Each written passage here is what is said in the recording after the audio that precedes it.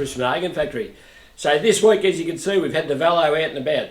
We've had the exhaust welded up, the gear shift welded up, and a few other bits and pieces. My father Alan has put the clutch together, hung the primary chain and the drive chain. So since then, I've had to do a couple of modifications just to get a bit more adjustment with the gearbox on the engine plates. So let's have a look.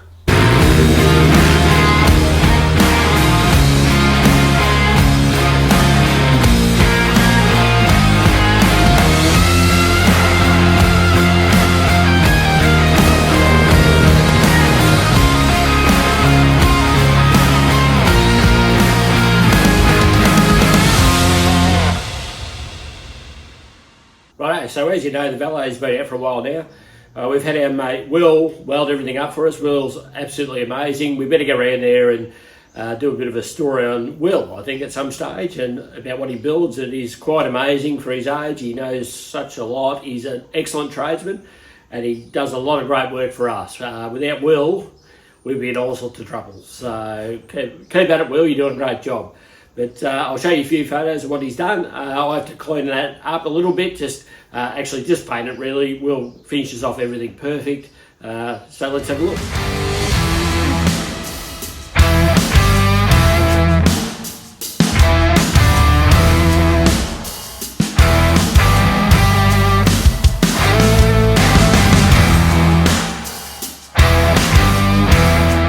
Okay, now what I've done is I've built up a clutch for it, a 7-plate clutch. It has, you might be able to see the bit of colour there. You can see the new plates in there, the new friction plates in there, and it's got a roller bearing throwout.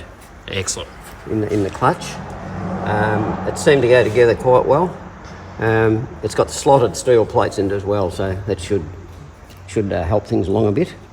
Now, because this bike has got a 5/8 pitch chain on the back, I had to find another sprocket because the max sprocket's a smaller pitch. So I got a sprocket off of Venom and put on there. Now, with a Venom sprocket, they all fit on because the drive shafts in all the Velo gearboxes, all the 4-stroke ones, are all the same. Yeah, excellent. Yep. Okay, so you can use that sprocket on a Mac box, or you can put it on a Venom box because the mounting is exactly the same. Then I went through all my chain collection. I didn't realise I had so much chain. I could hardly carry it. The amount of chain. Here's your bag full of it. Yeah, big bag full. Anyway, I've just loosely hung a couple of chains on there so that we can work out the adjustment. We'll get the gearbox a bit further forward and we'll remove another link from that, and that'll pull that one forward as well. And I think we'll be pretty damn close. Excellent.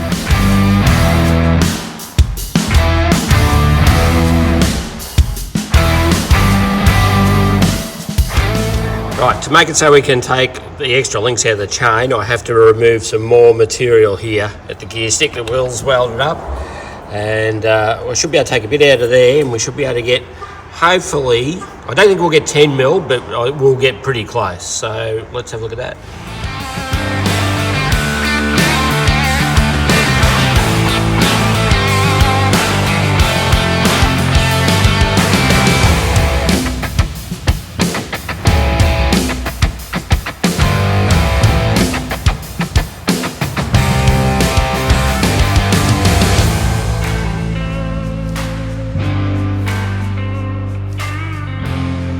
Righto, so in the last video you saw that I was in there with the die grinder, make a little bit more room. So I've just got to give it a bit of a tidy up with the Dremel and stuff just to smooth it off, but I've taken a bit more out of here, which has given us, I would say, close to 10 mil more adjustment.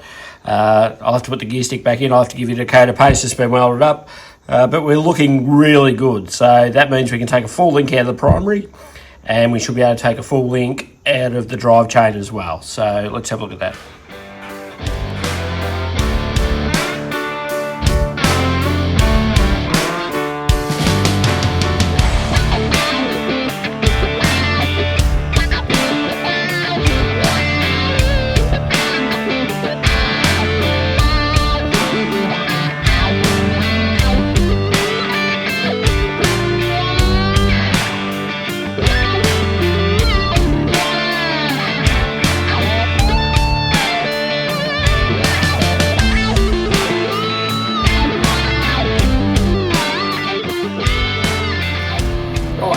as you guys would already know, if you're going to run a Jar or Westlake or something like that in a Hagen frame like this, there's an oil tank here. It's for a total loss system, so it doesn't have a return line. The 350 Velo has a return oil pump on it. So what we're going to do is we're going to use the frame as the oil tank, like it should be, but we're going to put a return line in. So I've got this tube here. We're going to run this straight up the backbone. We're going to make a boss to go in the original filler cap, and we're going to use the original filler cap, and we're going to put a breather in there as well.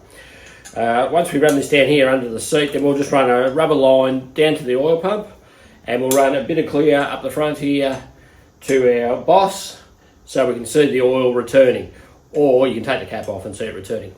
So this will help us save on space, save jamming more stuff in. It's not as much room on this frame as there was on the 500 to fit an oil tank. It should come up really well.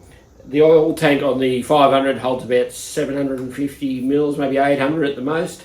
Had that idling over Broadwood one day for 25 minutes. Wasn't ideal, but it ran quite well. So we'll do the same on this, and I think it'll come up really well.